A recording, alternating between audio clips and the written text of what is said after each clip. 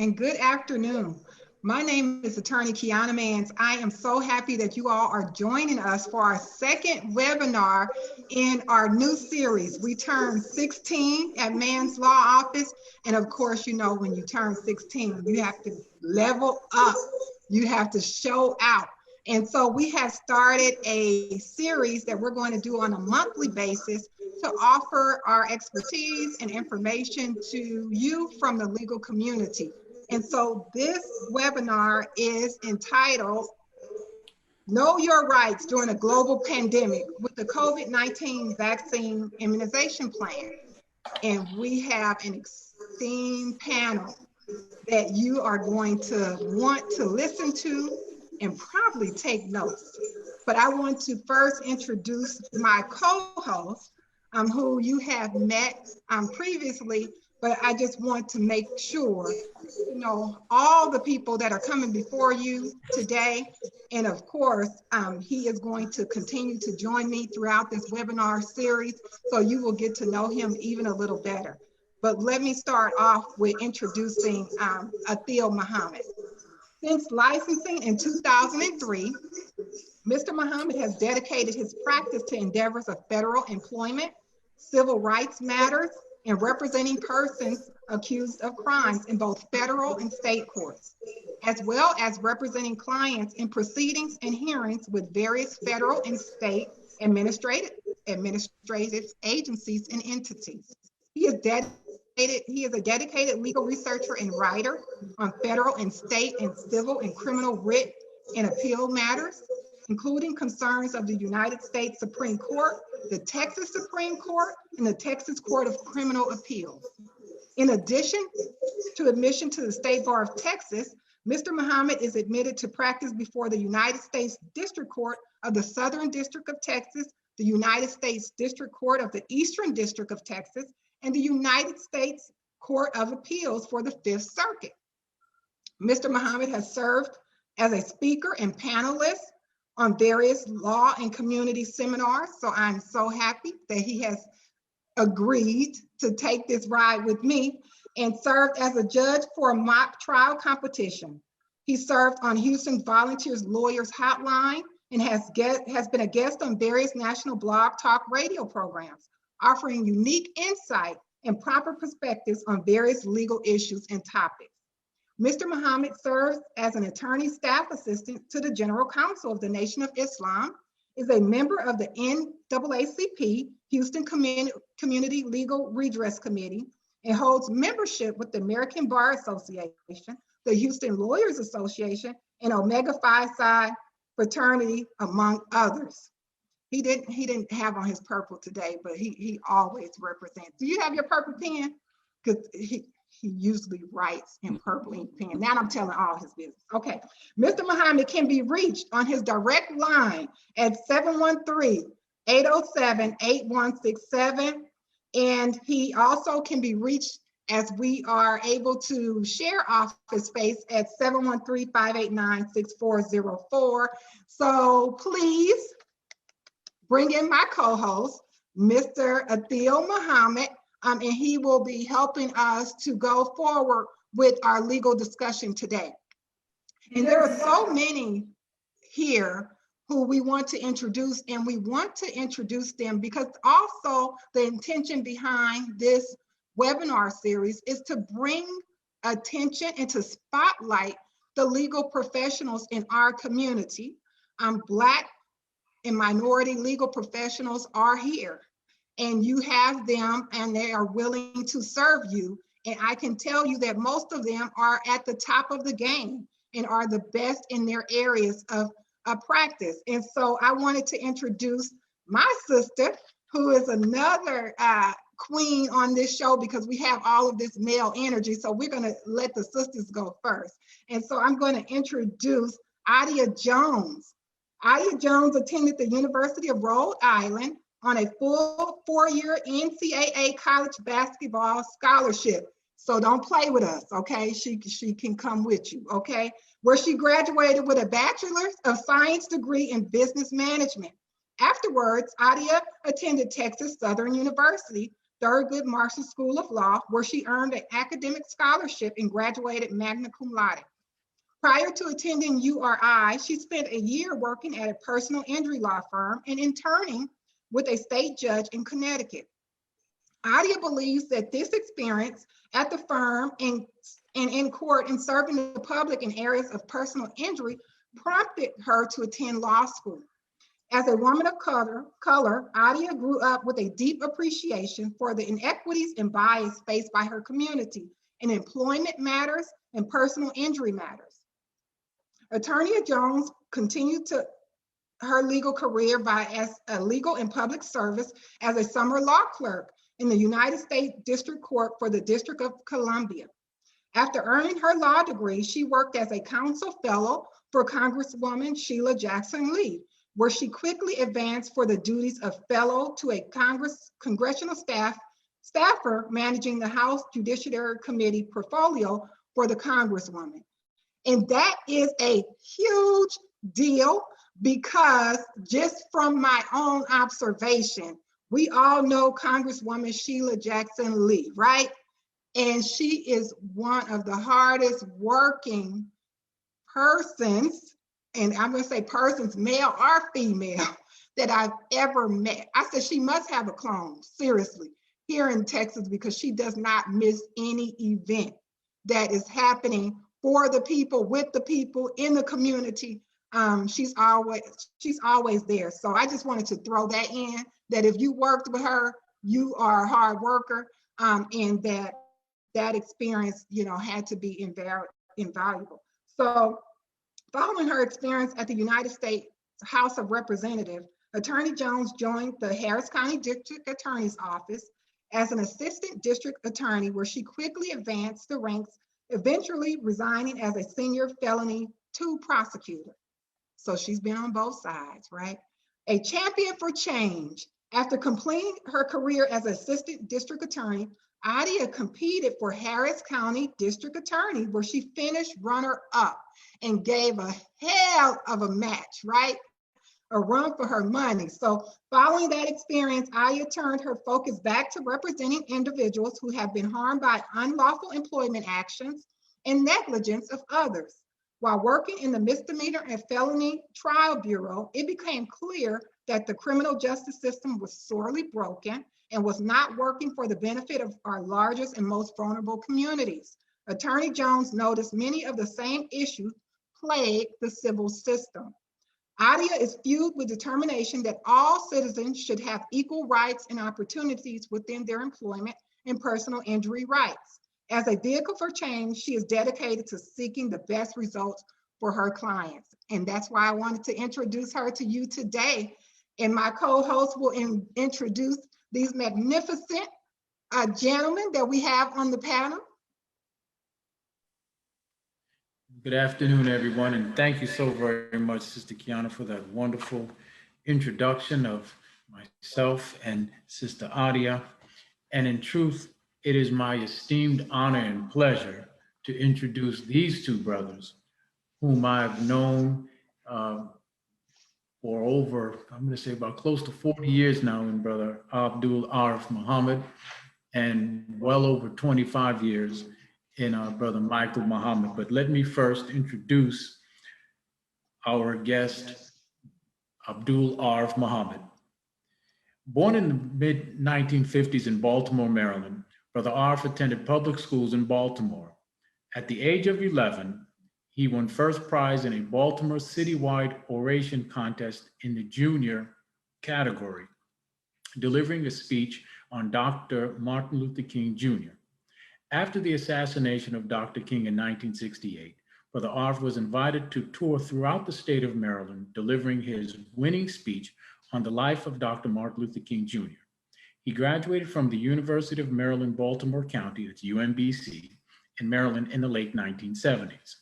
In his senior year of college, through one of his academic mentors, he met the Honorable Minister Louis Farrakhan in 1979 at Coppin State College in Baltimore, and accepted to become his helper and follower that same day after hearing a profound spiritual message from the minister. Brother Arif, for the last 40 years, has been a helper to the Honorable Minister Louis Farrakhan, serving in many capacities. He was the first believer and study group coordinator in Baltimore, Maryland in 1979. Although he was a student in the ministry, the Honorable Minister Louis Farrakhan granted Brother Arif's request to finish his law school studies, and in 1984, he graduated from Howard University Law School, where he also was elected in his final year as student bar president of his class. After law school, he resumed his service in the ministry. He has served in student minister positions in Richmond, Virginia, and Norfolk, Virginia. In 1990, Brother Arif accepted to run for Congress for the DC delegate seat in the District of Columbia. In 1991, Brother Arif became the Nation of Islam General Counsel, a position he continues to serve in until this present time. In 1993, Brother Arif was appointed by the Honorable Minister Louis Farrakhan as the Mid-Atlantic Regional Minister, headquartered in Washington, D.C., Mosque No. 4. He served in this capacity until 1997. He was the regional director of the Million Man March and served as a member of the national board at the Million Man March headquarters. In 1999, Brother Arif was relocated to Chicago to serve at the Nation of Islam national headquarters. He has served as a member of the National Board of Laborers in 1999 for several years until 2009. He has also served as the editor-in-chief of the Final Call newspaper and general manager of the Final Call from 2006 to 2009. In 2012, Brother Arif was appointed by the Honorable Minister Louis Farrakhan as a member of the Executive Council of the Nation of Islam. Brother Arif is also a member of the Nation of Islam research team serving the Honorable Minister Louis Farrakhan.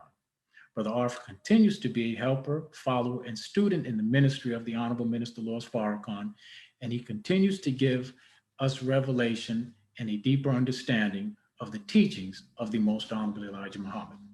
Brother Arif can be reached on Twitter, and I'm hoping I'm saying this right, at Arif Muhammad 37, and Twitter at Justice, that's JUSTIS for all. And I'm not really sure if this is all supposed to be capital letters or if it's case sensitive, but I just want to welcome, as I said, our esteemed panelists, or one of our esteemed panelists, Brother Abdul Arif Muhammad, Esquire. Thank you, Brother Theo. Thank you so very much, and thanks. It's an honor for me to be here with all of these great brothers and sisters.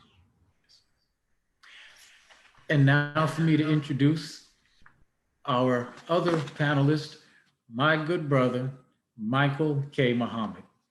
Michael K. Muhammad is the owner of the Muhammad Law Firm.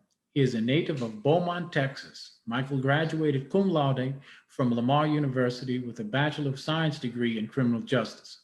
Upon graduation, Michael attended Southern Methodist University School of Law, where he earned his Juris Doctor degree. While in law school, Michael was a member of the Dean's Advisory Council and the president of the Black Law Students Association.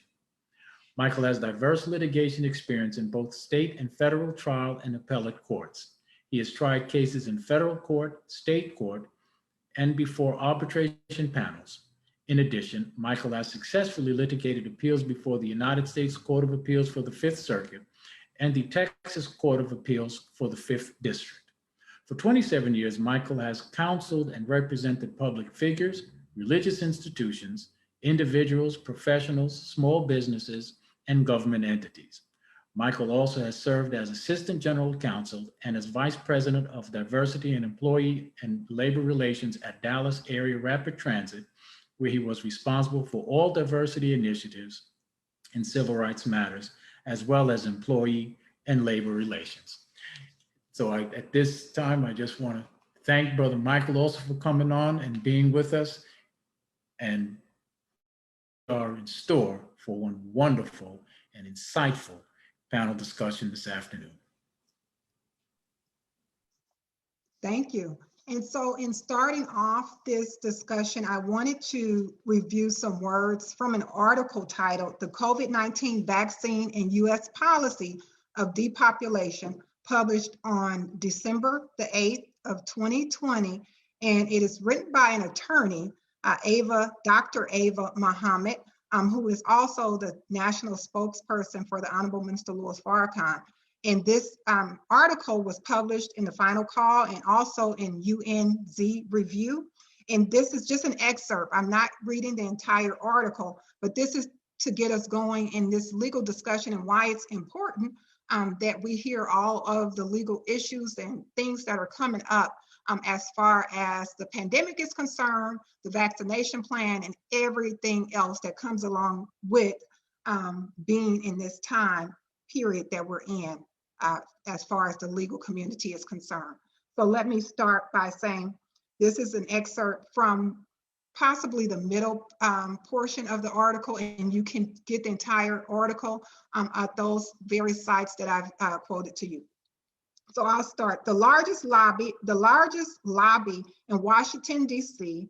is the pharmaceutical industry. It owns both parties. It should not surprise us that the government wasted no time giving these companies immunity from lawsuits over injuries and death caused by medical countermeasures for COVID-19, vaccines, therapeutics, and respiratory devices, ventilators.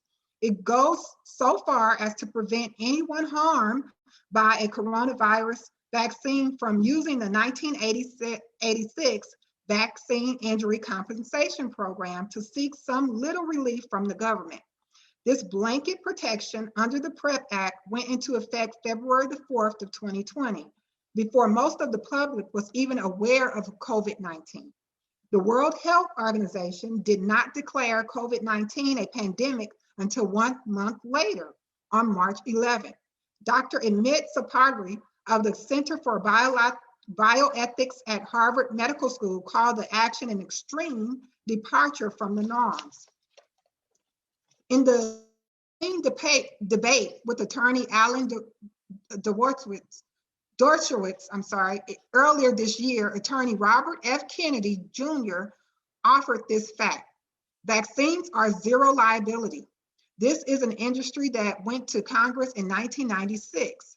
They had a vaccine at that time that was causing brain injury in out of 300 people. They said to Congress, we cannot make vaccines safe. They are unavoidably safe.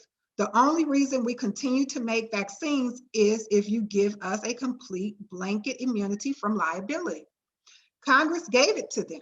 Today, if you have a product and it injures you, no matter how negligent the company was, no matter how sloppy the protocols, no matter how toxic the ingredients, no matter now how grievous your injury, you cannot sue that company.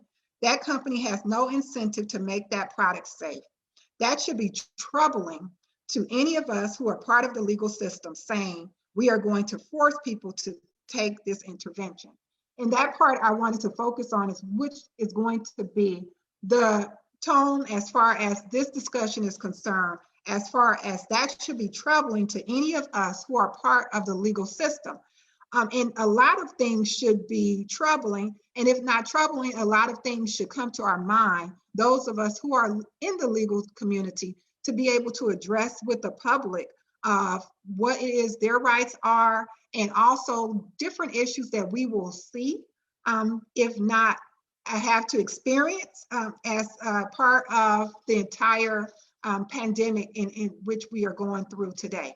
So we are also going to cover, just so you are clear what it is that we're talking about, just a few things as far as the emergency use authorization in terms of the Moderna and Pfizer vaccine. So the emergency use authorization gives the FDA, or Federal Drug Administration, the authority which they have to approve a drug, a biological product, or device for an unapproved use of drug, biological product, or device following a declaration by the Secretary of Health and Human Services, which that circumstance justifies the authorization of one of those items, one of those things, based off of an emergency use authorization, which brings into discussion laws and various things in which will affect us during this immunization process and plan and what it is that we're talking about today. The PrEP Act, which you probably will hear in this conversation, just to give you all some foundation or clarity if you hear these terms, is what we're discussing. The PrEP Act is a Public Readiness Emergency Preparedness Act. It was established liability protections for covered persons as defined in sections 319F3 I2 of the Public Health Services Act. And in addition to liability protections, the PrEP Act established the CICP to provide compensation to eligible individuals for serious physical injuries or death directly caused by the administration or use of pandemic, epidemic, or security countermeasures identified in declarations issued by the Secretary pursuant to that section. And so these are some terms you may hear as far as the discussion, because this is a legal panel. And so we're going to talk about some of the laws and some of the things that we are seeing in our practices, in our experience, in our research for what it is that we're talking about today, as far as knowing your rights in a global pandemic. And I want you to know that you are dealing with real attorneys who have worked in real time in dealing with real issues. And so you have an opportunity not just to kind of hear about theories and all of that, but we know that there are real life concerns that are happening with you all today. And so we wanted to bring some light and hopefully some awareness to some of those things. Want to be clear, and just to put this disclaimer out there for everyone, including myself on this panel, we are not giving individual legal advice. This does not pertain to anyone's particular fact issue who may be viewing. There is no attorney-client relationship that we are establishing here. This is a legal panel, hopefully to educate you on some certain issues that we are seeing, and also to provide information and awareness as far as our different areas of expertise. And so just want to make that clear. We will take questions, and you can put your questions in the chat. If you are joining us through the Zoom, we will take your questions if we have time, and allow you to hear from these esteemed attorneys. And so we're going to get right into it. And because we are 16, of course, we come out boldly. And so we're going to start with our first question. Is the government able to force you to take a vaccine?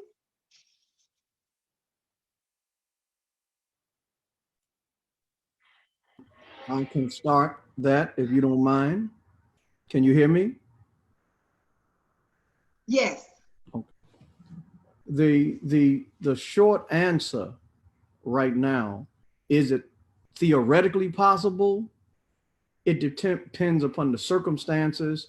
There has never been a federal government mandate such as that, principally because as a matter of law, these matters are really deferred to the states respectively.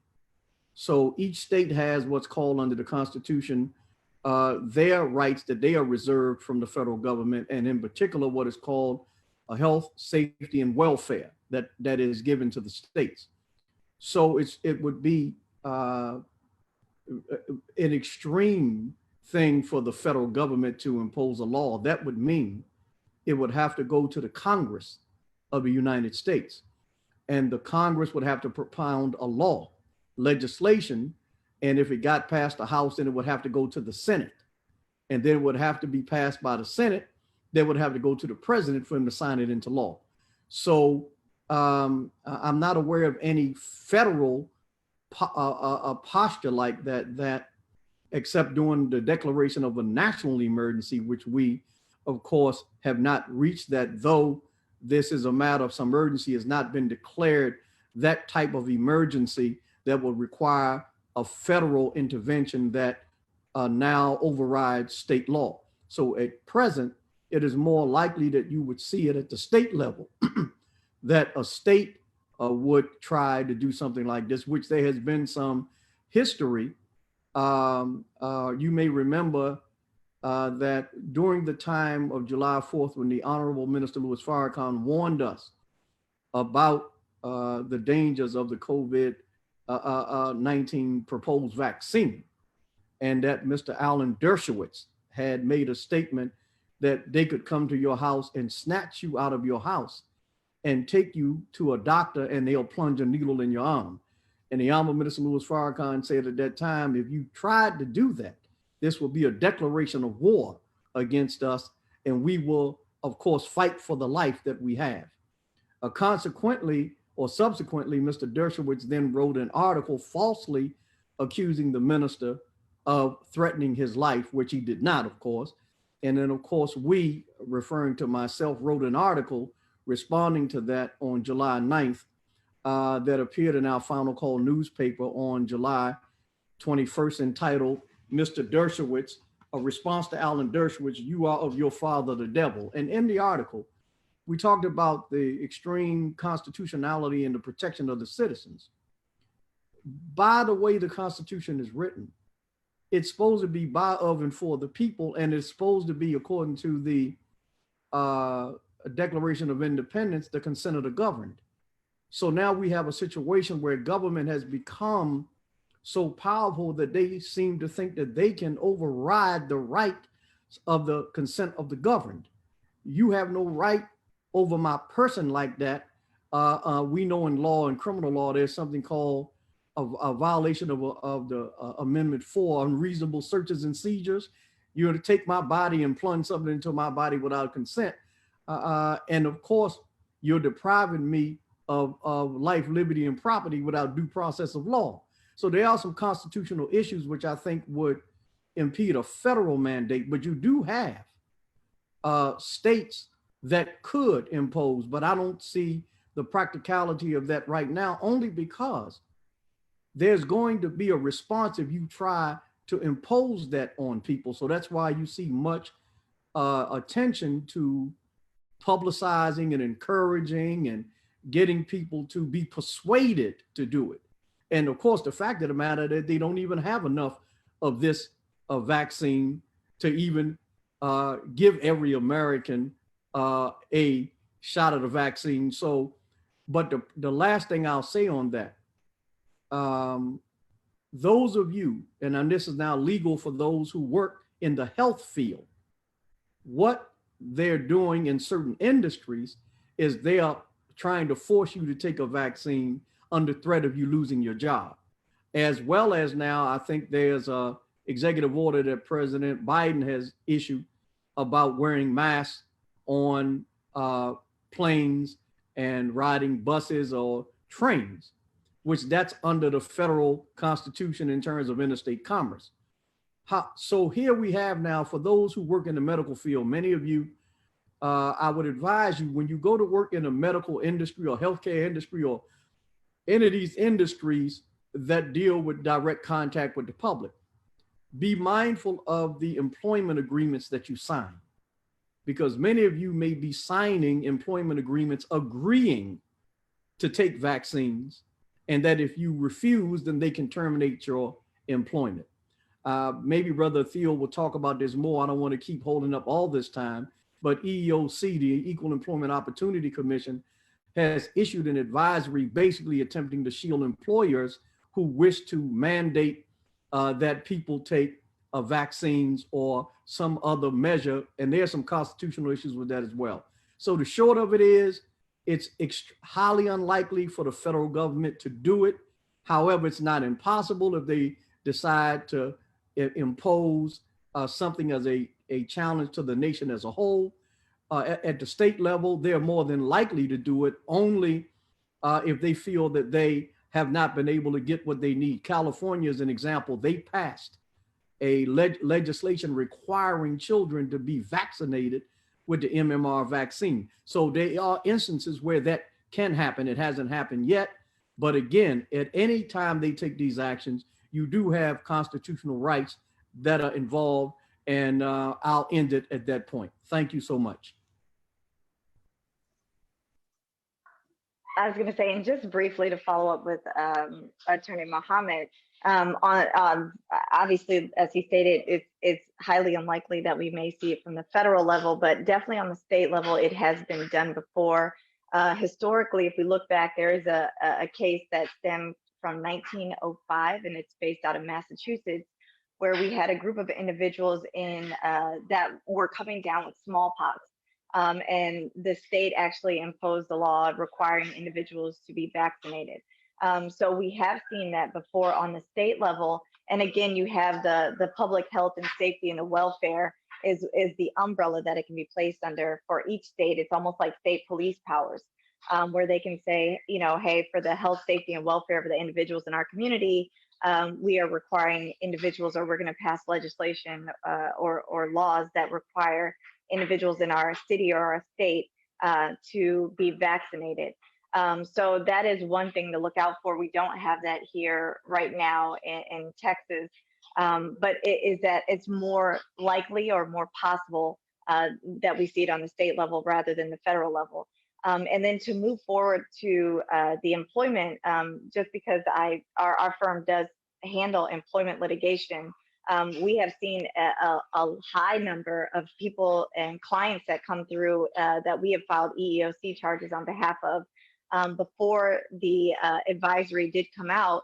But there was an advisory that came out that stated that an employer could require its employees to go and be vaccinated. And there were two exceptions, and we had actually posted about it on our firm Instagram and Facebook page.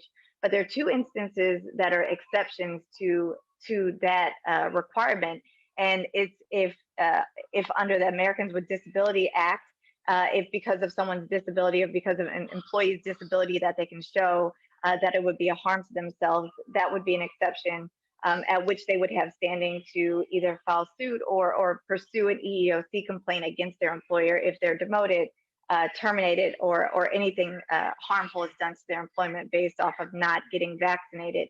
And then the second exception is actually a religious exception. So if an employee can prove that, based on their religion, that would be harmful to their religious practices, they would not be required to get that vaccination, or at least it gives you legal standing, or standing gives you rights to protect yourself if there is some type of wrongful termination or some type of harmful action that's taken against you by your employer. And I'll leave it there for Attorney Michael Muhammad. Attorney Johnson, if I could just share an interjection. Yes, many states, you're right, for our listeners, many states have provisions that say for personal conscience or religious reasons. So you should check your state law, because they do provide, many of them, an exception where you can decline to take vaccines generally based on religious grounds or a personal conscience. But again, you're right. More than likely, if it happens at the state. And I want to comment on the 1905 case, because it goes to the point of the law, that case itself. Though it did mandate and uphold the state's authority, there was a provision that did indicate that if you refused, then there was a fine associated with your refusal. So even in that case, you weren't mandated that you had to take the vaccine.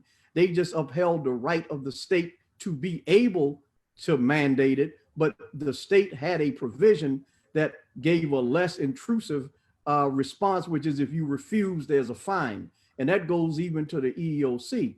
Constitutionally, when you mandate something, is a very high bar, and you have to prove that there are not less intrusive means by which you can accomplish the same goal. So in the issue of the EEOC matters, it became a question of testing, because that was one of the major areas. So before you can say you're going to vaccinate me, you have to first prove that I am in need of a vaccine. And so there are many areas here that I don't say gray areas, but there are areas for which people can have representation if they feel that they are not so inclined to comply with these things because it violates their constitutional rights. And I wanted to just say, as far as what Attorney Jones and Attorney Abdul Arif Muhammad, because we have a lot of Muhammads on here, are saying is just the different nuances of even when we're reviewing that we see as legal professionals, even when we're reviewing case law or different cases, which gives us a foundation of how to practice and different things that we know that we've seen in the past and how it will affect future representation and all of that. These are things that the legal community will, of course, now need to be on the alert about to help you to be able to pursue, a course of action, so to speak. As Attorney Abdul Arif Muhammad has made note, in terms of that particular case, there was an avenue. And so it's so important, I think, for us to have this discussion. And it's very important for you all to listen to the experts and to the guidance that's being offered to you today.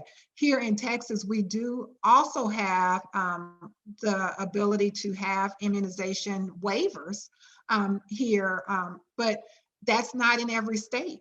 And also, even if it isn't here, does it make a difference now that it's declared a pandemic?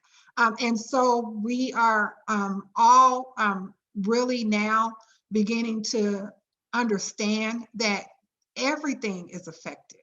Every area is affected, and we want to be able to, guide you and give you as much information as we can for you to know your rights during this pandemic. So thank you all for your responses to that question. And wanted to just say, like, based on your responses to that one, do we feel, or does it appear that the Americans' constitutional rights may be in jeopardy?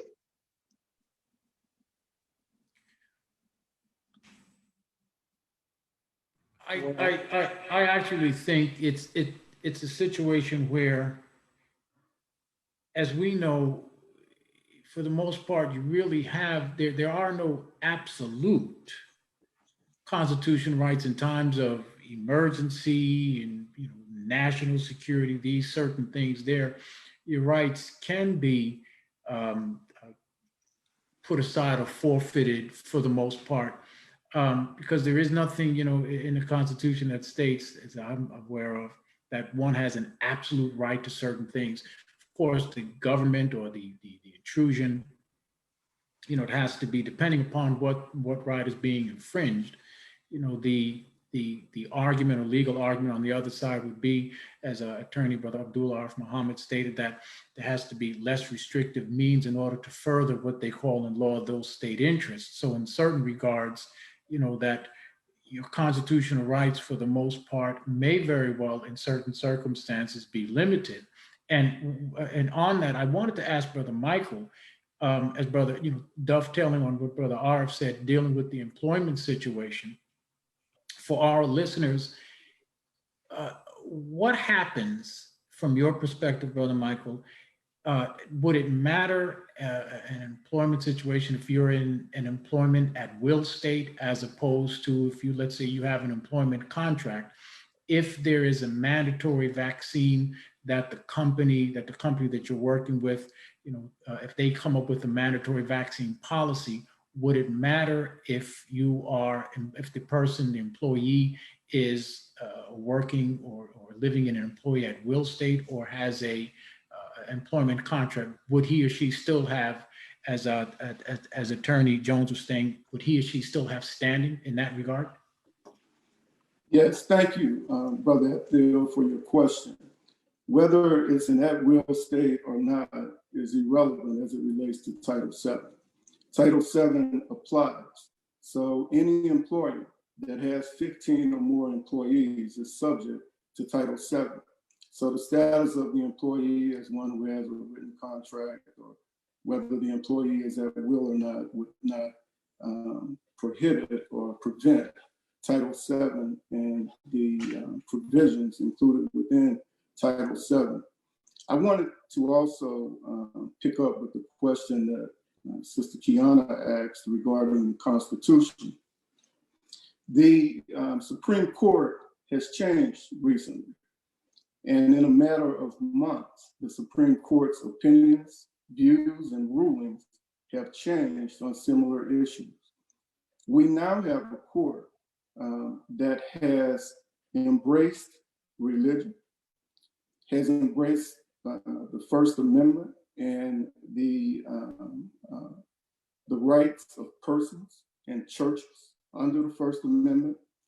And as a result, we've had recent cases in New York, we've had cases in California, and I think also one in Colorado, where the Supreme Court has carefully balanced some executive orders that restricted the activities of churches and actually overturned these executive orders in recent months. In fact, one justice wrote that, we're not going to live in a time where you can open liquor stores and not allow churches to have service. So in light of the fact that the Supreme Court is considering carefully and in fact embracing and ruling in favor of the liberty interests and the rights of churches under the First Amendment is a good thing and may be helpful to individuals who are faced with a vaccine requirement should one arise in any state or in the federal government. Additionally, all states have a medical exemption to being vaccinated. So if you have a medical reason, all 50 states have a medical exemption. 48 states have a religious exemption, with the exception of California and New York, who may have been used as test cases to eliminate the religious exemption, who knows? But for the most part, you should be able to, if you have a sincerely held religious belief, work around the vaccine requirement. Thank you. So I would also like to say thank you, Brother Michael, for that, because that's important. And I want to point out here in Illinois, for instance, as a result of those Supreme Court cases, the governor was wise, and when they issued their executive orders to businesses and other kinds of entities that they have direct licensure authority over, they expressly put in the executive order that they respect religion, and so they did not take a posture to order churches that they could not have in-person meetings. So in Illinois, you can actually have in-person religious services, because at first, when it first began, they were telling people to do it on the internet and do it outside. And a number of people in Illinois also filed lawsuits. So now pretty much throughout the country, what they're saying to churches is, we respect the religion, we can't violate the First Amendment, but we advise if you would follow the safety protocols in terms of your in-person meetings, in terms of social distancing and proper sanitization. And so what we're saying here is that, going back to Brother Michael's point, that the Supreme Court is indicating a certain view, such that if a state does choose to mandate and try to strike down religious exemptions and other kinds of exemptions that exist, you may feel fairly confident that you could have at least a door open to a challenge to the constitutionality of that regulation if it's doesn't prove, as Brother Thiel said, to have less restrictive means. Because again, at the end of the day, that's kind of what you're talking about. And let's be clear, on the 10 amendments to the Constitution, original 10 amendments, we know that when America first wrote a constitution, there was no Bill of Rights for the citizens. And when they tried to go and get it ratified in the several states, they immediately ran into a problem, because the citizenry was not having a constitution that did not protect them and their individual rights, because the rubric of America, her foundation, actually is state sovereignty. And so that's why it's called the United States of America, because each state was its own sovereign under the Articles of Confederation. And when they met in Philadelphia for several months to form the US Constitution, this issue, they published the first 7 articles, but it did not have amendments. And then they had to go back to Congress and promulgate the first 10 amendments because of this very concern. So your constitutional rights under the first 10 amendments and other amendments now that we know of, particularly for us as Black people, the 13th, 14th, and 15th amendments, which we obviously don't have time to discuss that today, but these are pretty serious amendments, and we should not be so easy to say that the state has the power. Well, okay, even if they claim it, you also have the power as an individual to protect your right. And let me remind us, during the civil rights days, there were laws on the books that were just wrong from a moral standpoint. So at some point, you have to make a decision to say, I don't give a damn what you say, because you frame mischief by means of law, as the scripture teach us. Now I had to put my little student minister hat on for a second. They frame mischief by means of the law. So if there's a wrong law, just because the Congress or just because state legislature passes a law and you know that it is wrong, slavery was a law, segregation was a law, Jim Crow, it wasn't right.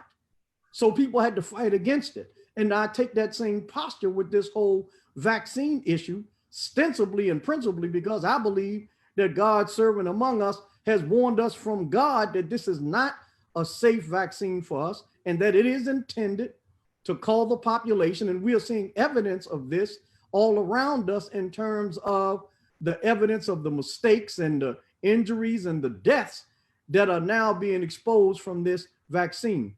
At the end of the day, you have to decide that you have to take a stand on what you believe is right, sometimes even notwithstanding the laws that are passed. Attorney Jones, I want to ask you a question, and I thank you all so much for that, Brother Arif. But Attorney Jones, when you were, talking about, the exemptions as far as employment, and we're going to get, dovetailed into some other things as well. But what advice would you have if somebody come to your office and said, look, my company wants me to take this vaccine, and they're, talking about there's a business necessity. Is there, what advice or suggestions would you give to an employee, somebody who comes to your office talking about the company is saying that this is business necessity? How would you advise a listener who may be faced with that situation, how they should tackle that situation? Yeah, I think that's a great question. I think the first thing, and any of the other attorneys that practice employment law may chime in, but the first thing is looking at the employee handbook, or what's the basis of that requirement. So even though we know that employers are given this broad discretion to say, hey, my employees need to, be vaccinated, all employers don't have to enforce that. But for the ones that choose to, what's the explanation that you were provided either by HR or some upper level management person? I always speak with my clients and have them, documentation is always the best form of proof or the best form of evidence. So like I said, if you have something in writing, a handbook, explanation, an email follow-up to a meeting or a conversation with upper level management, that's number one. So documentation is perfect. The second thing is, when we talk about the exceptions, knowing what the 2 exceptions are, and I know Attorney Michael Muhammad had discussed those, as I did as well. We have a religious exception or a religious exemption, and a disabilities, which is typically a medical restriction. If you have any type of medical documentation or any type of proof or evidence to show that your company was aware that of your disability prior to issuing this request, and now you have some type of documentation from a doctor, whether that be a doctor's note that says that you're at high risk, for XYZ side effects due to this vaccination. Those are the best forms of the best things where to start is with documentation from my experience. Now, Thank you. Brother Michael, Attorney what do you care to elaborate on that? Can you? Yeah, And when I you mean, say, those are excellent first steps that she articulated to figure out the basis for their decision to attempt to impose such a requirement on an employee. From the employee's perspective, it's important that you immediately go to your manager or to their manager, his or her manager, supervisor, whoever that person is, and make them aware that you have a concern with being vaccinated, and state to them specifically that you're requesting an accommodation that would allow for you to not be vaccinated. That triggers a chain of events. Some employers are more particular than others about what happens once that chain of events is triggered, but most don't go into a whole lot of detail about trying to pull your medical records and all of that kind of stuff. Some may, some may not, but put them on notice that for whatever reason, you're opposed to taking the vaccine and that you're requesting an accommodation. And from that, a series of events should occur that results in them either giving you an accommodation or not giving you an accommodation. Now, if you don't have a religious basis for your request, or you don't have a medical basis for your request, you're not going to have as firm a foundation to stand on to fight the employer. You're in a significantly weaker position if it's not based on either your religion or a medical reason.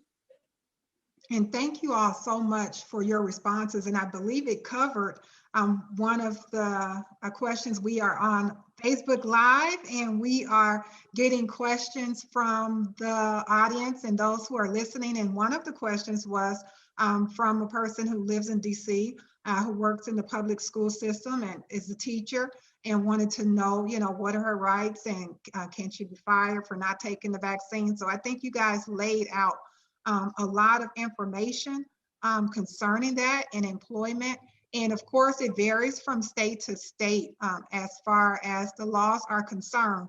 But just giving, basic information of where to start is excellent, information and guidance for those who are facing some difficulties in these areas. So thank you for that. Yes. Yeah, in DC, it's a particularly egregious issue because some may not be aware that the DC Council attempted to pass a law that would exclude parents from decision-making with respect to their child getting vaccinated, such that from the age of 11 up, your child, according to DC Council law, would have the right to not have to seek parental permission, which is outrageous. But we're seeing in DC what I would call a particularly draconian measure that was attempted to be implemented.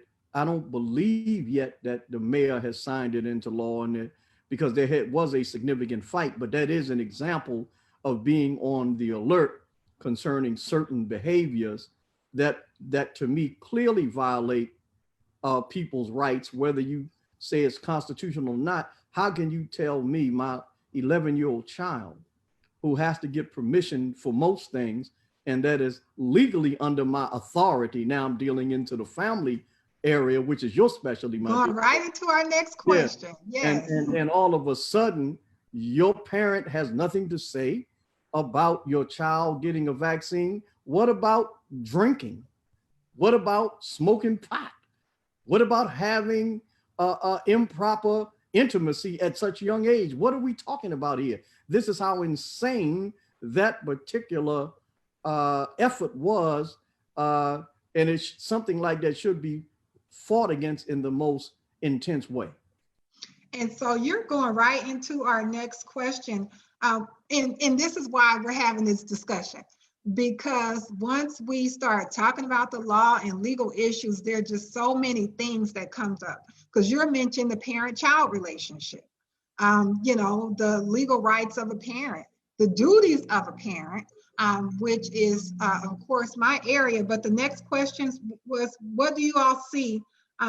How does the vaccine and the pandemic and just all of the things that are associated with it, in terms of declarations and laws being passed and all of that, what do you see the legal implications? We've talked a lot about employment, but just as you said, it's involved with family, it's involved with religion, it's involved with schools. And I can tell you from my perspective, what I have seen in the family law, even all of the stay-at-home orders and the things that we were saying that needed, public protection and for the public interest and all of that, it really did not change some of the mandates or some of the previous orders that were put in place as far as the parent-child relationship in terms of visitation. Some people were, of course, like, I'm afraid, I don't want my child to be subject to going to this household and, coming back when we have parents that are separated and there's some split in custody, and there's some visitation and all of that. The Supreme Court of Texas saying, well, we're not going to change any of that. The stay-at-home orders does not affect that. You are required to hand over the child, and that parent is, allowed to have their visitation period. So don't use the stay-at-home, so to speak, as to not allowing somebody to gain custody. We had a tremendous indication that people were, wanting to file TROs and, to stop another parent from exercising their rights based on, what was going on. And so it is, a lot of things that are affected, which is why we're having this conversation. There's a lot of things that have been affected. And even to play out in terms of the vaccination plan, I also deal with children and child protective services who are wards of the state. Do they have a medical right to make their own determination? I know as a foster parent, to get licensed as a foster parent, you have to agree to immunize a child in your state. So, I mean, what is your rights if that is, something that you choose not to do? So there are a lot of things that are going to come up that we're going to see in our various practice areas, and just wanted to kind of open the discussion of what else do you think is going to be affected? Well, go ahead. Traditionally, employers that have mandated a vaccine, traditionally, it's usually been in the healthcare field. I think one of the things that may occur in the future would be to travel. It may extend to the travel industry. It may extend to being able to attend certain public events, et cetera. So there may be an effort at some point to expand the range of activities for which they would require a vaccine. Well, we have in Illinois right now a big fight that is taking place. And that fight in Illinois has to do with the fact that the teachers are about to go on strike because the mayor is ordering them based upon each state having their standard as to, is it safe to reopen businesses? Is it safe to reopen schools? And you got the state and then you have the city. And in Chicago, they're in a fight because the mayor has ordered the schools to reopen on Monday, February 1st. And the teachers have said, hell no, we don't feel safe. You have not provided adequate protection in terms of safety mitigation plan. And so here now, even in the school system, of course, the debate is raging because now the question is becoming this remote learning as to whether or not remote learning is really, I would say, sufficient for children to learn. We do know in many of our homes, believe it or not, everybody doesn't have internet. Everybody doesn't have the capability to have at home computers and things of that nature. But then even with that, the whole idea of socialization is become an issue. So there's a big fight because the teachers union are saying, we're not coming back. And if you force us, we're going to strike because you're putting our lives in jeopardy as well as the children, because we don't know what environments these children are coming from. In Chicago, they have 10 areas where they say are the highest exposure to the virus. So this is how this is now beginning to affect just social life, educational life, and family life in one sense that we're talking about here today. Now, Attorney Jones, since you deal with issues in personal injury, as Brother Arif and Brother Michael, and began this portion, at the behest of Sister Qiana, what happens now? Let's say, using just as an example, we know this is just hypothetical, but there may be somebody out there who's listening and hears this. Suppose now with the scenario, or just creating a scenario, as Brother Arif just laid out, that the mayor in Chicago, up in Cook County, I believe, well, the mayor in Chicago is what it amounts to, ordering the schools to reopen. Now, what happens now if a teacher or student, contracts COVID, or any, sort of, not only, let's say, in Chicago, but any place that has been mandated to reopen, let's say the restaurants here in Texas, or, some other establishments all around the country. As a personal injury lawyer, is there any, recourse that a person could come to you, or in that regard, do they have any recourse with respect to, hey, I may have contracted COVID-19 because, as a teacher, I was ordered back to school. Now I have COVID-19. What would be their recourse, if there is any, in that type of scenario? Yeah, so I'm glad you asked that. I was actually going to unmute my microphone and talk about that. But just very briefly, of course, in personal injury, which is similar to what we talked about on the federal, state, and private level, everything is kind of different, right? So we have the government on the one hand, and then we have private employers or private businesses on the other hand. So when we're looking at private businesses, we're going to look at what were the practices, policies, and procedures that they took in order to keep customers, people who have entered into the facility, or people that have entered into that space, what was taken, what actions were taken to keep them safe? Were the employees required to sanitize before they touch the food? Were they kept at a safe distance? We see certain local Houston restaurants, for example, that are very popular, and they made extra attempts to strive and say, hey, make sure you keep a certain distance. Well, that's because at that point, as a person or a consumer who has come and entered into that space, one of the things that you don't do is say, hey, even though I'm coming and entering the space, I know my risk of possibly contracting COVID if the proper policies and procedures aren't followed. So for a private business perspective, yes, that does open them up to a lot of liability when it comes to individuals who are consumers or employees that end up contracting COVID.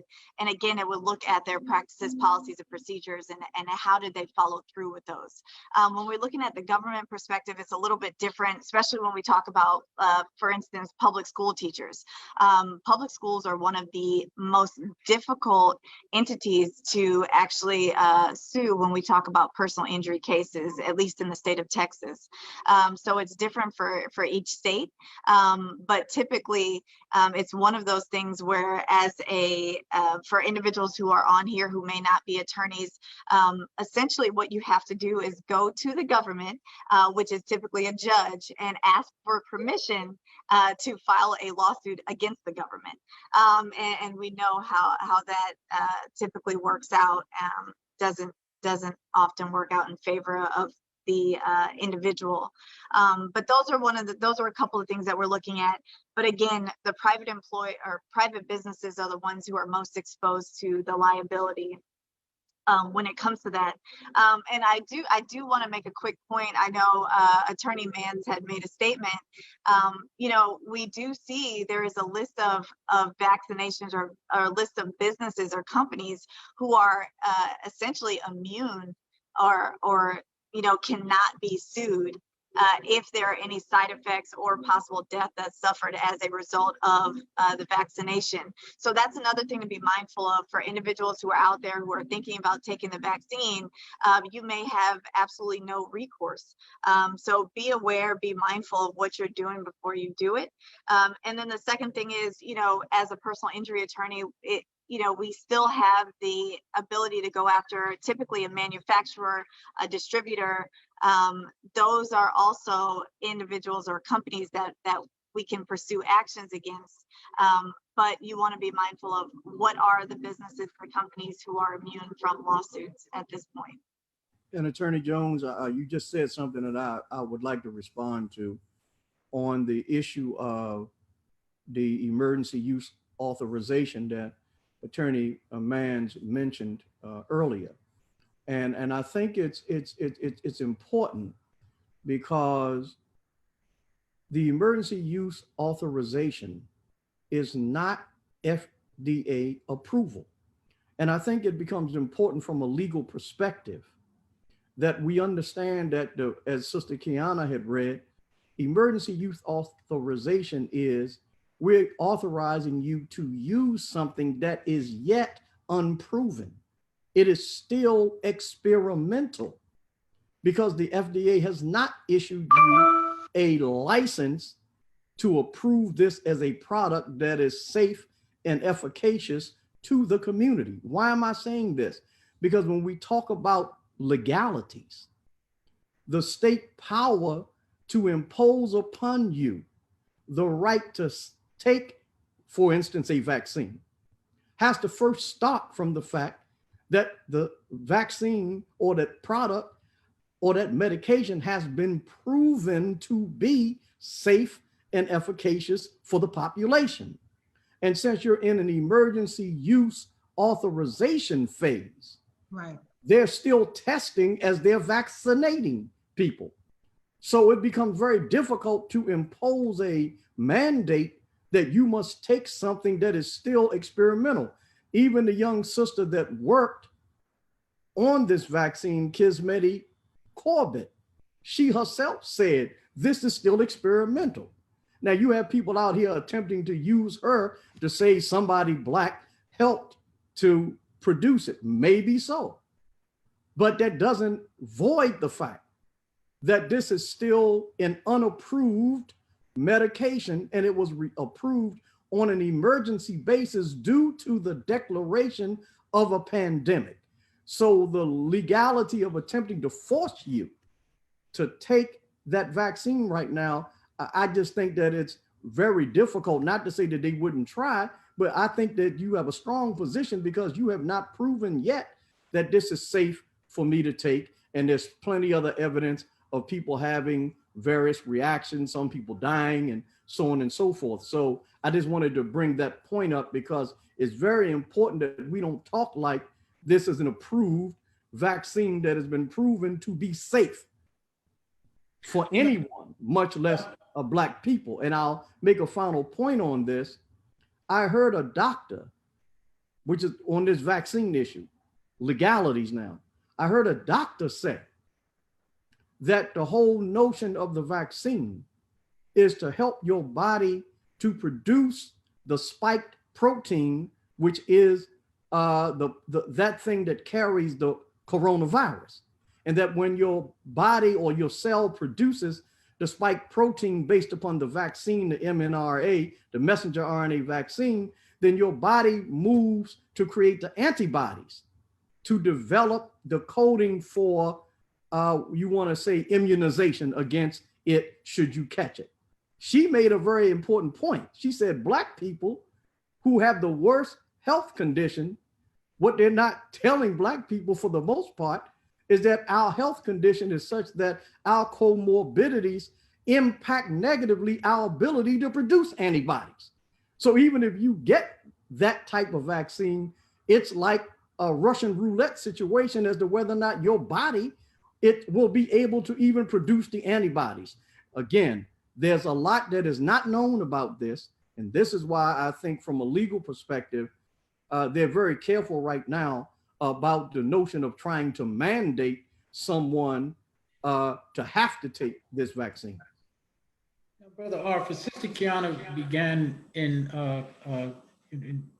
with the reading of the article from Sister Attorney Athill Muhammad about that, and even as Attorney Jones had stated, that you may not be able to sue the manufacturer. How does that fit into the act, in the sense that does the act, and forgive me, I don't remember what it was, is it the Taft or whatever it was? That is called the PrEP. Thank you. Does that, let's suppose, you know, sometimes you have these drugs that are coming in, from, for other instances, from Canada or whatever. I'm not saying the vaccine coming from Canada, but let's say if a manufacturer, let's say, from France, just giving it, manufactures a vaccine in some kind of way, it gets into the country. Are we saying then that does that PrEP Act protect any manufacturer of the vaccine that has been approved by the FDA? Well, here's what it says. Let me help you. There are two laws, actually. One is the Vaccine Act, which is the 1986 Act, which has already said that the pharmaceutical companies are immune from lawsuits if you take a vaccination, or you take not only just a vaccination, but even their, particularly their vaccinations, because the pharmaceutical industry said, if you don't give us protection against lawsuits, because vaccines, and there was a Senate hearing or a congressional hearing where they said that these vaccines inherently have problems. So the pharmaceutical company said, if you don't immunize us against being sued, we're not going to be able to do this. So they passed a law that basically said, if you're injured, you may be able to make a claim, but you can't sue the pharmaceutical company for damages. Now, the PrEP Act came through the Department of Health and Human Services, and it's specific to the coronavirus. And the PrEP Act was passed back in March of 2020, before people even was aware of the range and scope and breadth of the coronavirus at the time.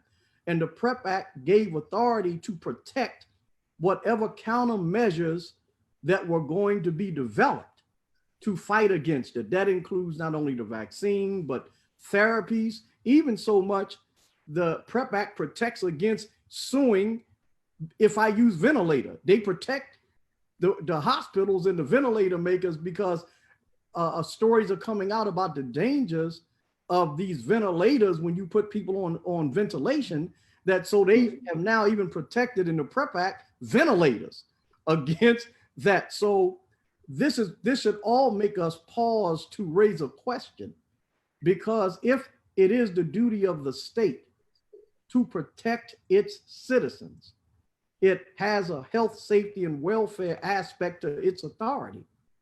But yet at the same time, you are protecting Big Pharma. You're protecting other entities that are doing things in the name of bringing good health. To me, there's inconsistency in that, because the person that gets harmed the most is the individual citizen. So that's my statement on that. And you guys are bringing up some amazing points as we're talking about liability issues. And just want to be clear, because I know us, a lot of us, and I can only speak for my family, they want to sue everybody all the time. So you want to make sure that you have an understanding of a liability issue when you are pursuing that course of action as far as your ability to even prevail. Are you reading different contracts? Are you reviewing different medical information that's out there to become knowledgeable? Because some information is out there and it will tell you that you are agreeing to take this risk, that you have been informed about, all of the risks associated with this product. And if you sign that agreement, you've kind of waived your right to now come and say, I want to sue you. And so we're trying to get you to think. We're showing you what it is, that we're dealing with in terms in the legal landscape. And I wanted to point out, based on what you were saying, that there are fact sheets for the Moderna TX and the Pfizer vaccines that has to be provided to the public. And you can go on to www.fda.gov and obtain the fact sheets. And on the fact sheet for one of them, it says the U.S. Food and Drug Administration, FDA, has issued an emergency use authorization, which is what we're referring to permit the emergency use of an unapproved product, Moderna COVID-19 vaccine, for active immunization to prevent COVID-19 in individuals 18 years of age and older. And so that's the introduction in the fact sheet. And it goes into, give more information about the product, so to speak, and the pros and cons and what's known and what's not known concerning this vaccination. And so, or this vaccine. So what I'm saying is very important that you read and do your research. Don't just take it from us. What we're telling you can be actually looked into. You can read it for yourselves. And if you are of the opinion or not of the opinion of what you want to do or have an idea of what you want to do, we want you to know the liability issues that are out there that you may can prevail yourself to, or you may not be able to. And so this discussion is just right on time. And I know Attorney Pamela Muhammad, who is very much on the cutting edge of everything that is happening concerning the vaccination and the PrEP Act and everything that's going on. She sent me a text concerning about informed consent. So are you actually even providing or getting informed about all of the information? Because we don't have all of the information. When we're simply saying that we have an emergency use authorization, that's kind of telling you we don't have all of the information. So is that going to go back where we're talking about whether, and we were having this discussion earlier, my co-host and I, as far as where is that going to come up with the medical board? Will there be disciplinary actions against physicians about whether, you were made aware, or whether they take the vaccine or they choose not to take the vaccine? What is going to now come on the horizon with some of those things in terms of when we face different liability issues in the private sector or the government sector? Where are we going to go from there? So this discussion is right on time. And there is a question from social media saying, are lawyers and judges being required to get vaccinated to be in court and to practice?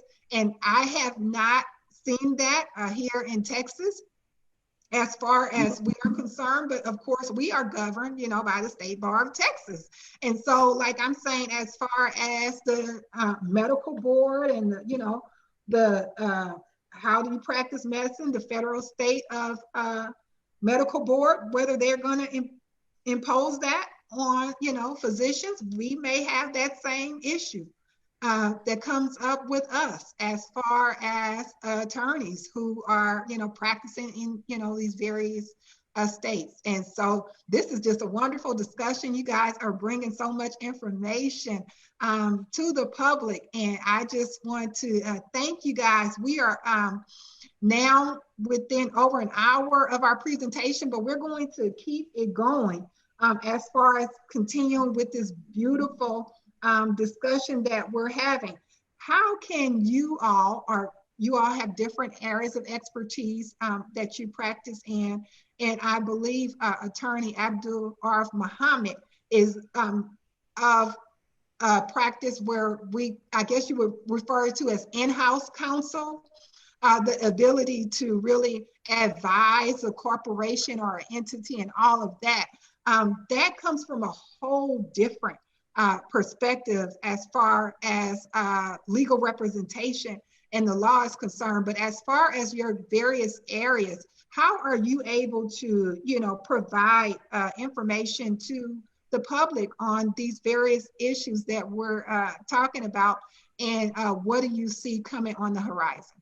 Well, a forum like this provides me that opportunity so that though I am the General Counsel for the Nation of Islam, and on one level legally I advise the nation, but at the same time, I speak in many forums that also advise, or I should say provide information to the public, because that's what it is. It's a part of counsel, but without there being a retainer, a contract attached, or someone says that they relied on what I told them, because we don't have that level of relationship, but we do have the ability to share information.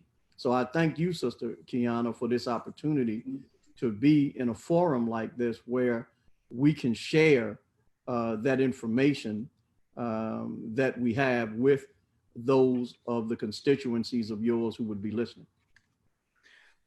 And Brother Michael, I want to ask you a question, brother. And Attorney Jones, if you want to comment on it as well. With and I'm taking it from one perspective, but we're hearing, vaccine, and we know a vaccine is just, one aspect. For those who are listening, are there any, alternatives that you would, suggest? I know you're not a doctor. I'm not suggesting from that perspective, but, if any of our listeners are saying, okay, well, I have no alternative, I have to take the vaccine. For instance, let's suppose somebody might be allergic to, let's say, Tylenol. You have a headache. Well, could I take Advil? Using that as an analogy,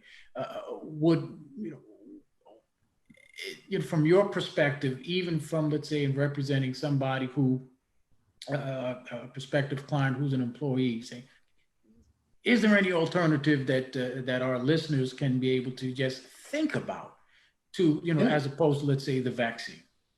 It's always case specific, and everything depends on the circumstances. There's not necessarily two things that are exactly alike.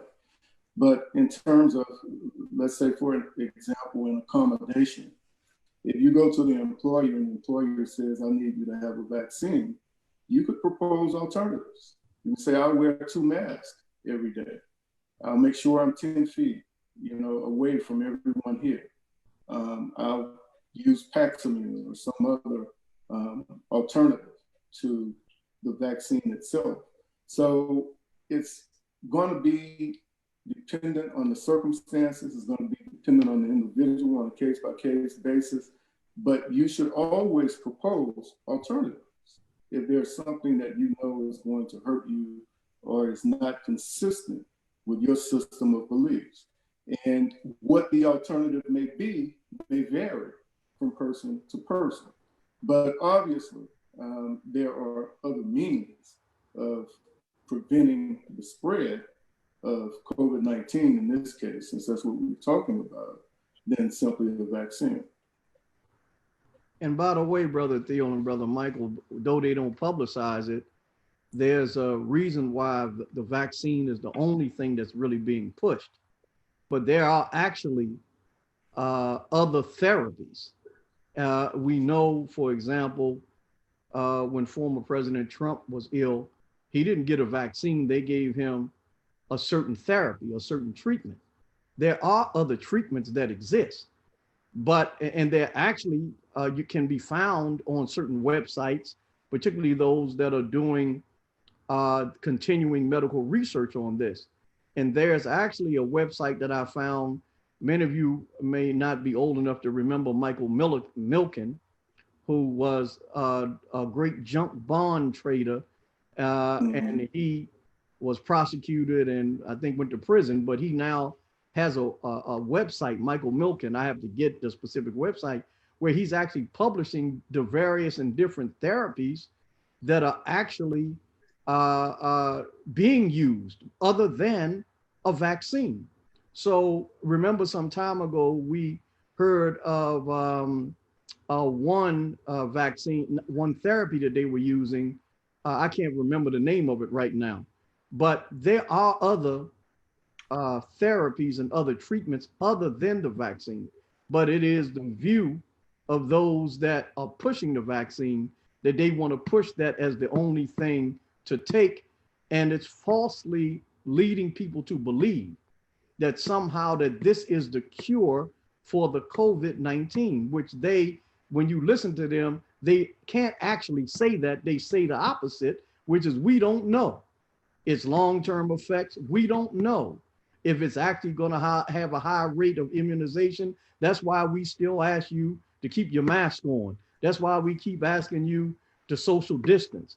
See, so again, but it's a policy decision that's being made to push the vaccine rather than to deal with the issue of, we talked about it, building up your immune system. Brother Michael mentioned Paxamune. There are other things that are out there that help to try to build your immune system against this, such as vitamin D, such as zinc, other kinds of things that you need to do to immunize your body. Because right now, with the new strands that they're talking about, I saw them discuss the UK strand now that's in the United States. They're talking about the South African strand that they just somehow found down in South Carolina. To be very truthful, when you really pay attention, they don't, it's like trying to grab a hold of a bunny rabbit that's moving.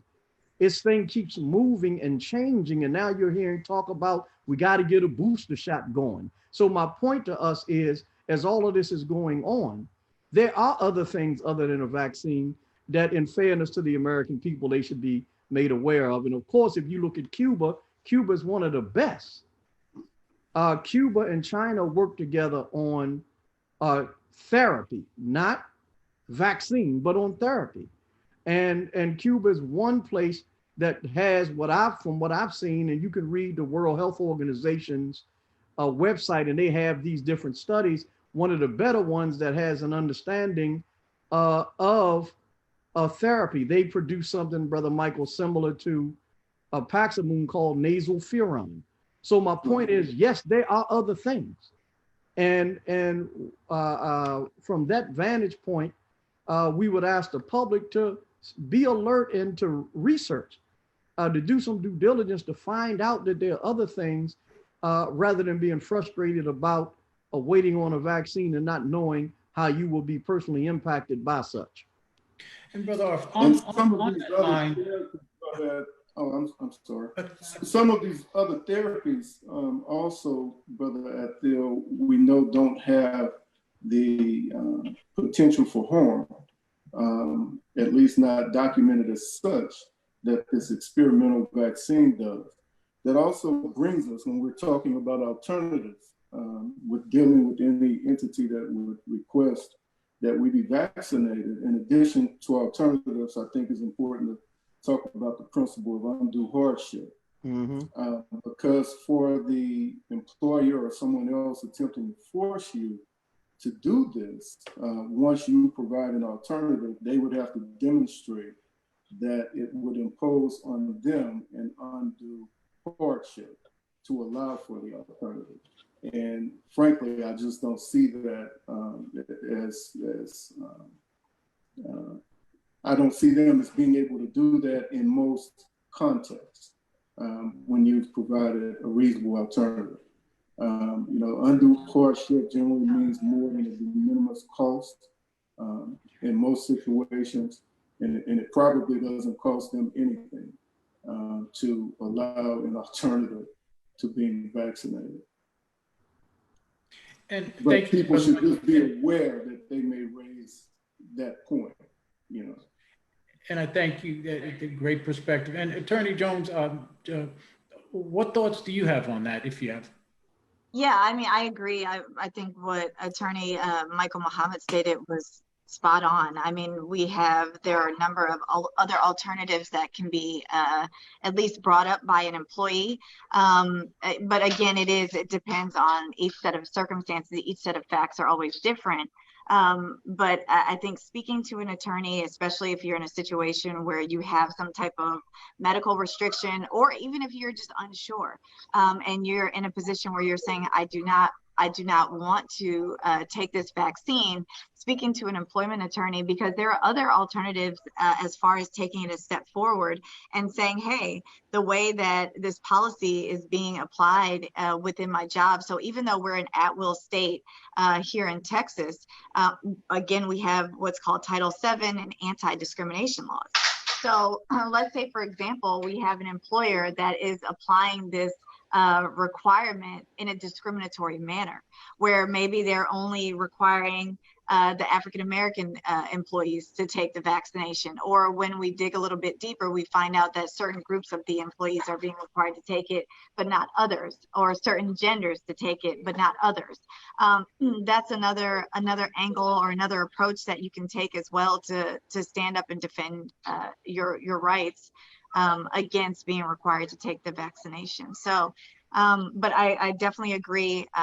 But I do think talking to somebody who's versed in that area is very, very important before you take the step to take the vaccination, just because we've seen so many people either end up with Bell's palsy, end up dead, or worse of side effects from the vaccination.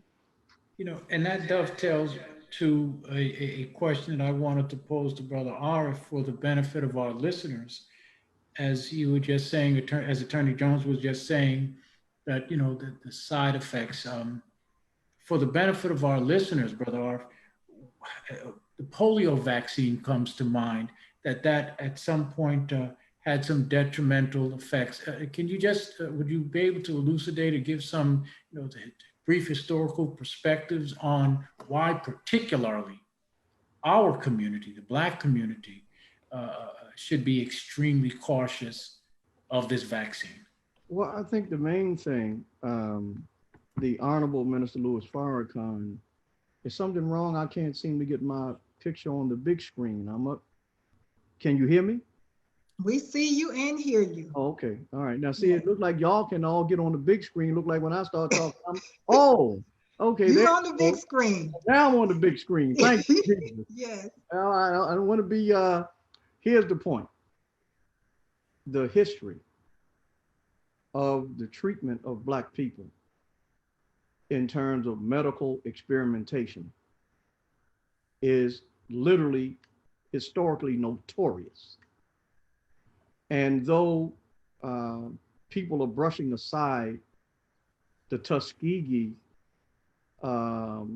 study that deals with the intent to injure Black people by not providing them with a known treatment for the syphilis that either they were being injected with and being thought to be injected with the cure when they were not, being allowed to spread it.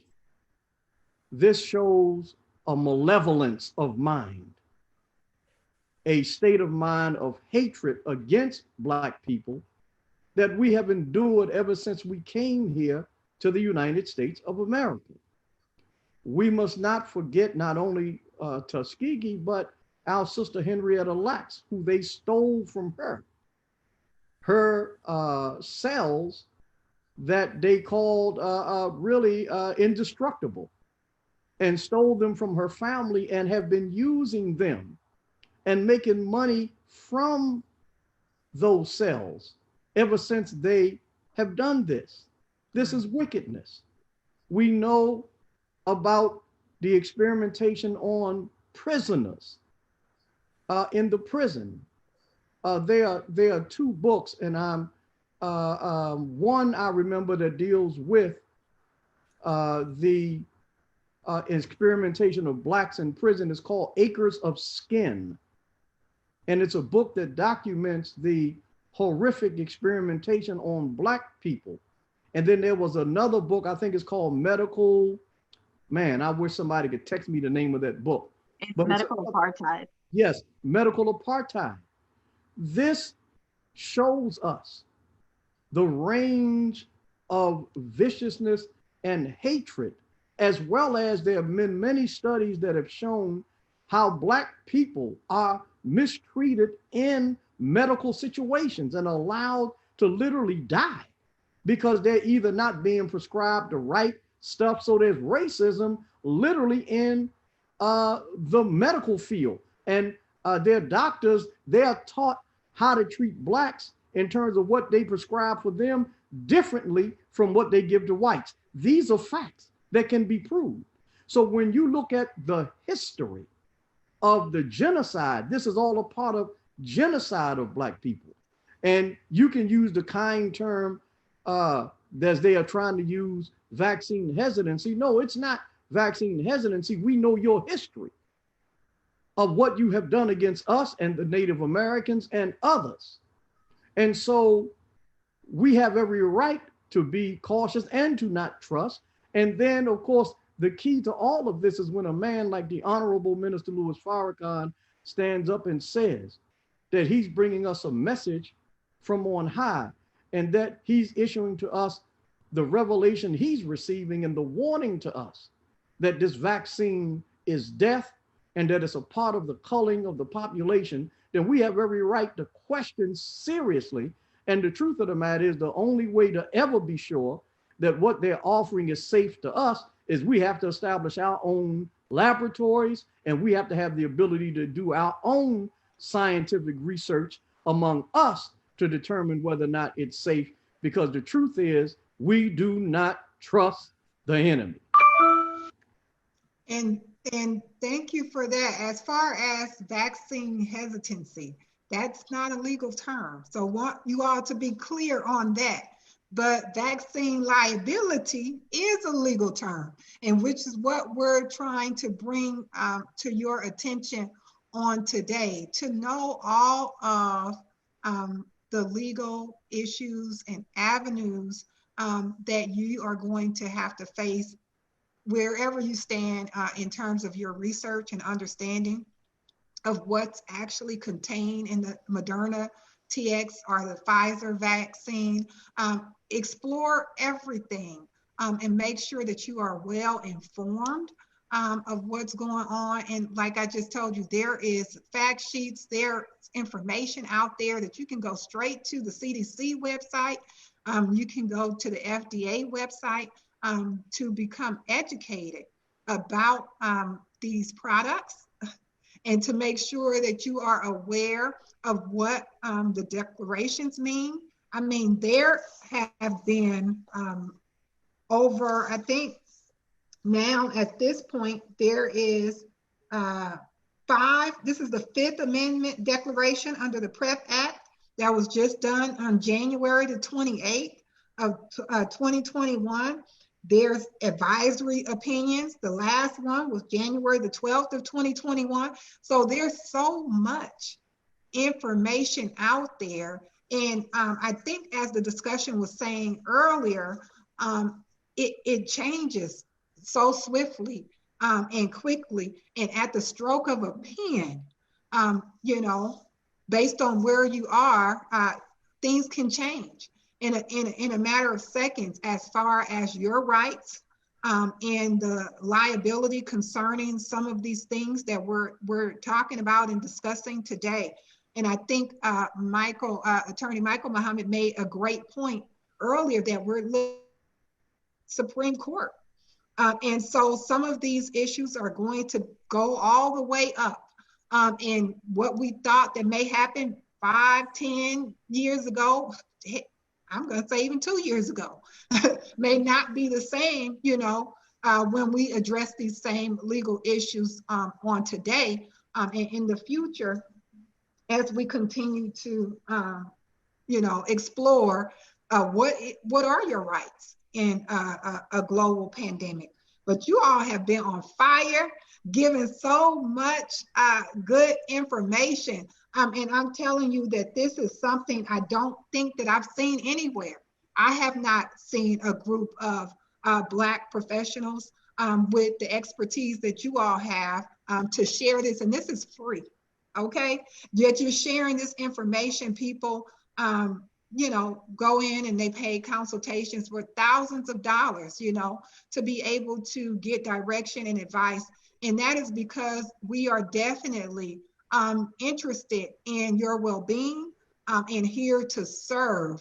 And when we take the oath that we all take, we are committed to being counselors and we are committed to being advocates. And so we want to make sure that you are aware and make sure that you know that you have people in your community who are well informed, who are able to, you know, go against whoever they need to go against to protect you and your rights. And so we want to make sure that you get all of the information for everybody who is on the panel and that you share this information and you like and share on our Facebook page and that you keep the information going out there in our community.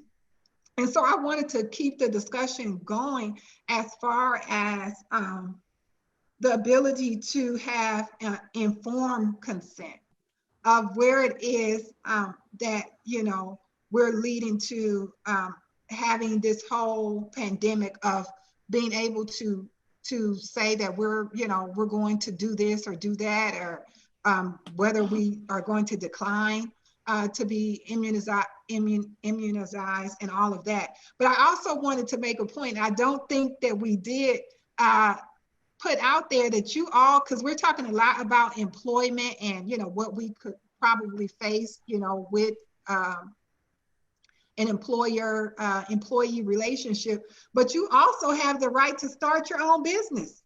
You have the right. We have people, we have professionals that can form corporations, and you can have you know, a PLC or however you want to design it, and be the head of your ship, you know, be the head of your company. So you have the legal right and the ability to, you know, have yourself to be your own employer, so to speak. And so make sure you look into those avenues as well, because we have attorneys who are able to assist you in that regard, where you want to go for self and do for self. And so I just wanted to put that out there too, to put where we don't have to necessarily be reactionary in terms of our legal rights and abilities, that we can be proactive, that you can go create you a business and a business opportunity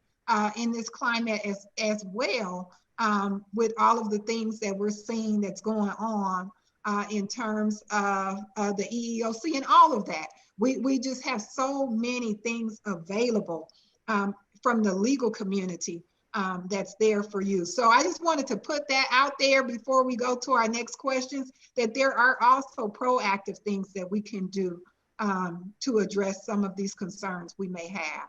And so the floor is open as far as the question to continue on with the informed consent and declining, or how to properly decline immunizations. Well, normally anytime a right is being waived, if we take, for example, a criminal matter, and the person is going to plead guilty to a criminal case, before they can do so, they have to knowingly, voluntarily waive certain rights. Their right to a jury trial, for example, their right to confront the accused, et cetera, et cetera. That waiver has to be both written, it has to be knowing, it has to be voluntary. In the context of vaccines, there's no requirement that they get something from you in writing that explains your rights and have you sign something indicating that you waive your rights. However, for every vaccine, there is something called a vaccine information statement. And you may be reading, I heard you reading something from the Moderna package earlier, Sister Qiana. But you can ask whoever the doctor is, whoever it is that you're going to, before they administer the vaccine, ask them for the vaccine information statement. Read it. So now you're informed. Once you read it, you should know a little more about it, because they tell you, for one, it's experimental. It hasn't been approved, et cetera, et cetera. Read it. And then you're in a better position to make a decision about whether or not you should allow them to vaccinate you once you have more information available. And if you have that information, then you're more informed, and your consent to receive the needle is more likely to stand. But we know, and I'm going to quote our dear minister, and I believe exactly what he said: don't let them vaccinate you.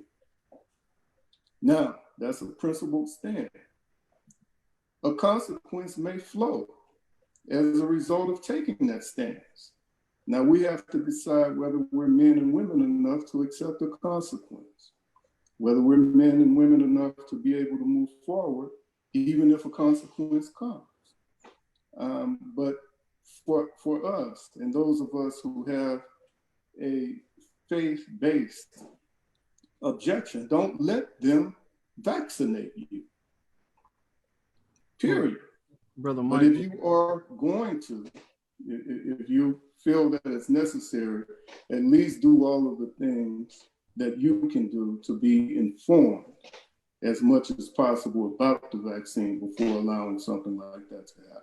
and I would take that, Brother Michael, if I could add to that point on informed consent. You're absolutely correct.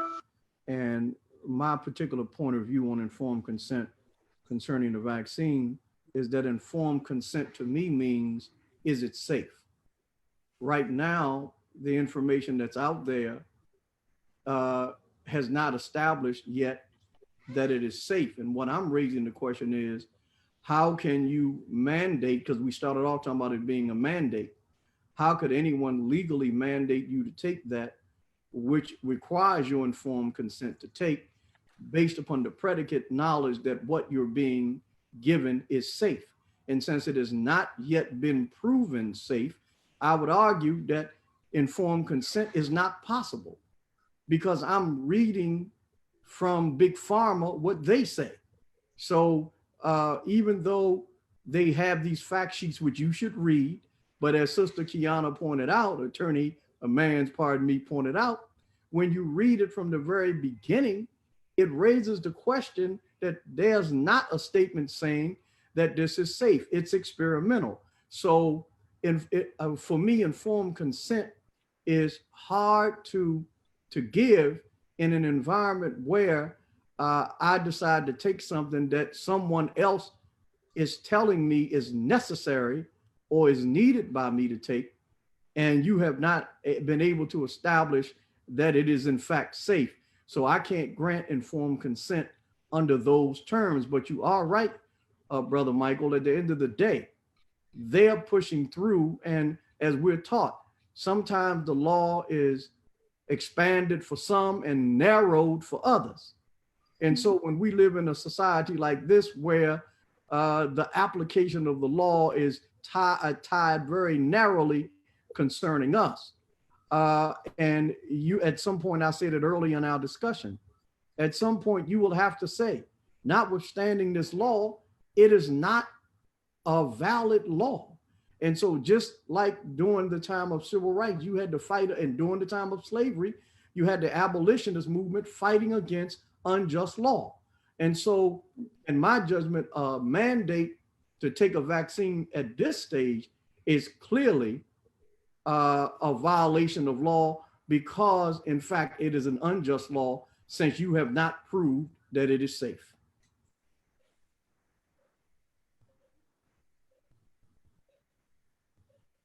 Thank you.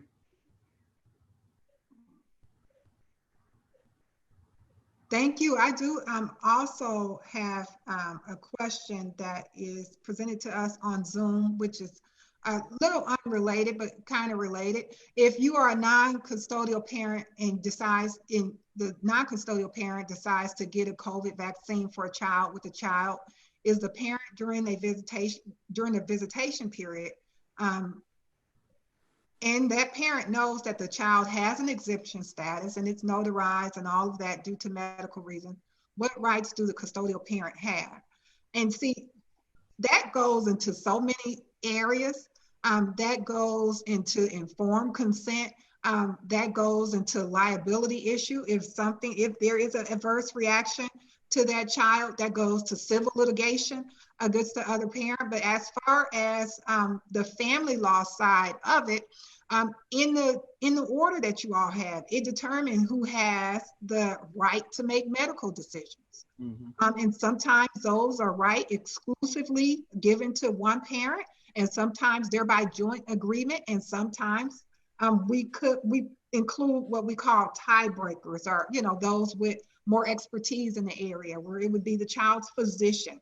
And let's say the child physician is your tiebreaker, and the child physician says, I think it was a good thing. I advise that they do this. And we have a reaction, or we have a death, God forbid, then where are we in terms of liability as far as that child is concerned? So there is so many things that can come about not being fully informed of all of the things, that we need to know to make a proper decision, and all of the things that we need to know to decide whether we want to waive the risk of not being able to pursue legal action, or to be able to, have some type of financial compensation if, we're in a situation.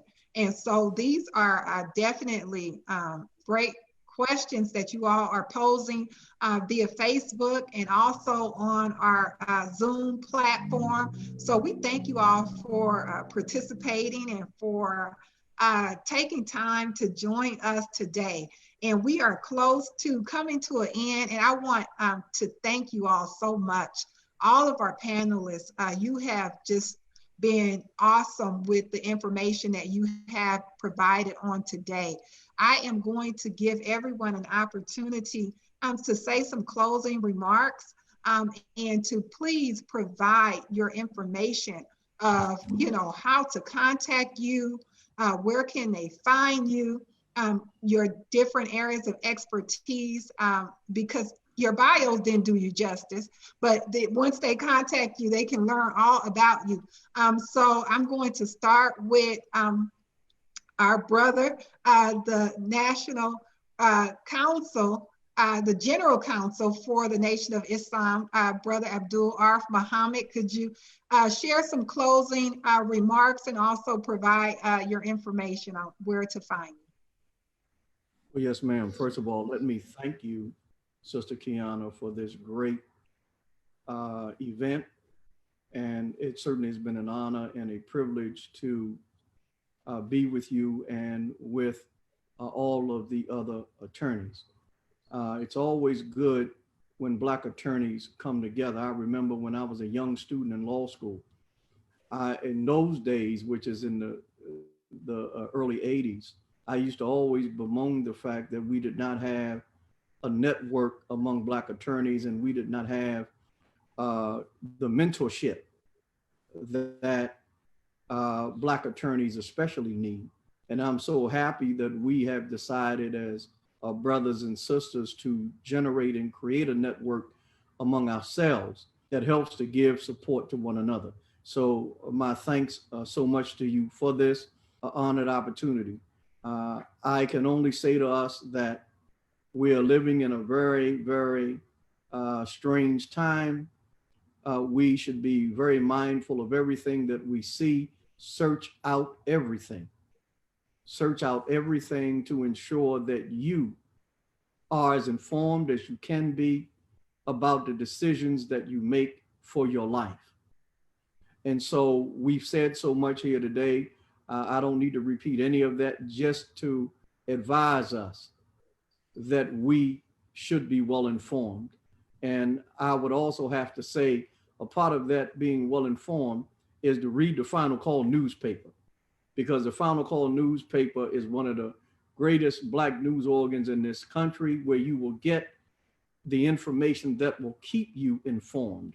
And the articles with Dr. Athill Muhammad, one of our counsel and national spokesperson, Dr. Wesley Muhammad, Minister Ishmael Muhammad, who speaks on Sunday. These are all NOI at NOI.org. We have a big page there where we have great information on the vaccine. So what we're saying is search it out, search out the knowledge. Go to www.noi.org, read the Final Call newspaper, and of course, most importantly, listen to the messages of the Honorable Minister Louis Farrakhan, as he's God's man to us, guiding us through these perilous times. So I thank you again. I can be reached very simply by email at Arif Muhammad GC. That's ARIF as in Frank, MUHAMMAD GC, which stands for General Counsel, at AOL.com. I'm on Instagram at ARIF1054. That's my Instagram page. And my Twitter page is at Arif Muhammad 37. Thank you. May Allah bless you all. Thank you so much. And I am just honored that you took time to be with us and share your expertise and your information that you did on today. You know, I love you so much. And I am happy that you were able to be on my webinar.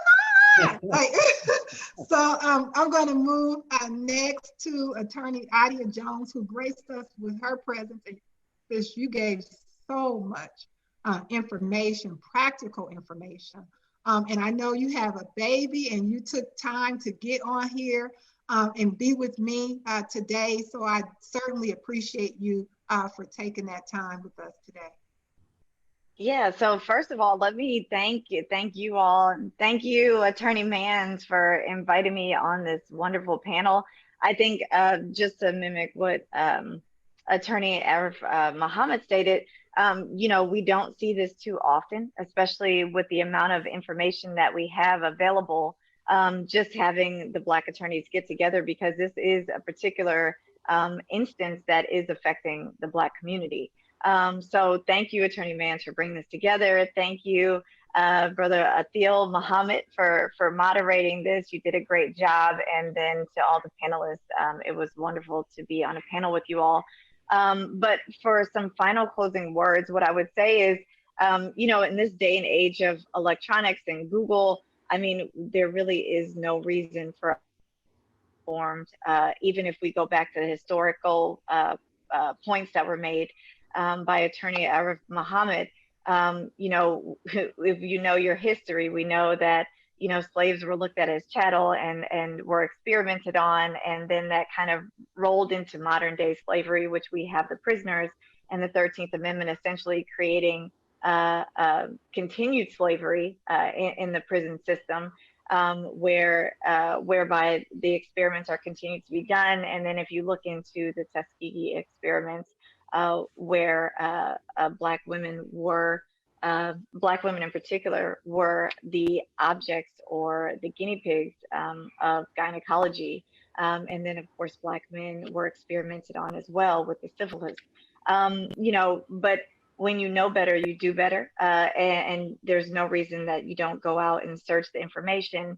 And then of course, when you have specific questions dealing with either employment law or small businesses or larger organizations, you know, webinar series like the one that Attorney Mann is hosting right now, you have the contact information of Attorney Muhammad, or Attorney Michael Muhammad, or even myself, to reach out and say, hey, let's be proactive in our approach.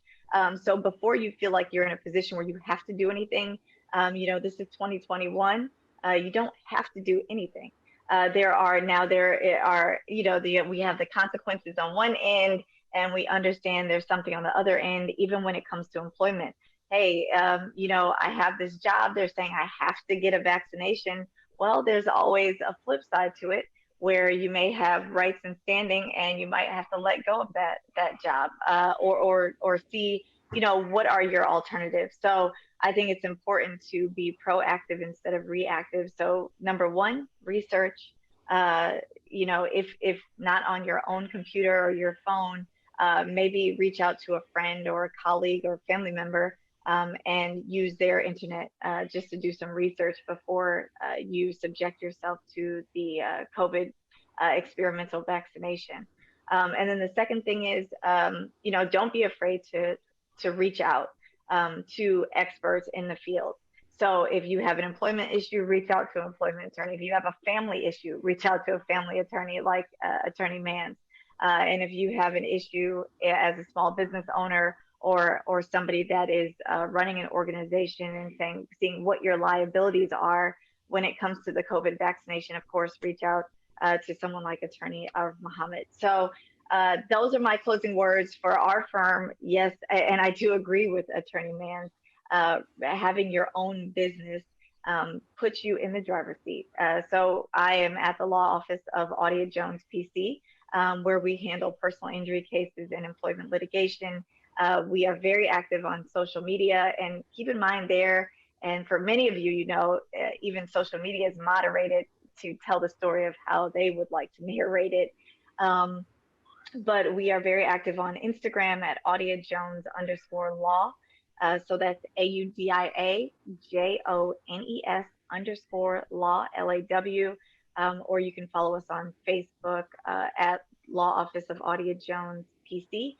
Our telephone number is 713-714-6519, and our website is www.audiajones.com. So thank you all. Thank you. And we're going to have next our brother who is in Dallas, Texas now. He had to put in his bio, you know, he came from Beaumont, like, you know, everybody be representing their place. But I am so thankful to you, Brother Michael, for joining us on today. I knew once I started, you know, having this idea that I wanted you on, and I wanted you to be able to share your expertise with us. And so I'm thank you for really responding and agreeing to do this. I definitely appreciate it. Sister Qiana, thank you for inviting me to participate. And I must say that I feel really humbled and honored that you asked me to participate on the panel with you today. I'm really appreciative, and I'm hopeful that all of those who have tuned in, whether on Facebook or whether through Zoom, that you've heard something today that will be able to help you as you go forward and deal with issues related to the experimental COVID-19 vaccine. We can be reached. Our website is muhammadlawfirm.com. Our phone number there is 214-432-6285. And our Instagram is Michael K. Muhammad, ATTY. And once more, thankful for the opportunity to participate. And I really, really hope that your audience got something from this today that will help them going forward. I'm sure they did. I'm sure they did, because I got something. Really, you all shared so much information, and because you are real attorneys working in real life with real life situation, it's right on time. So I thank you so much, all of you.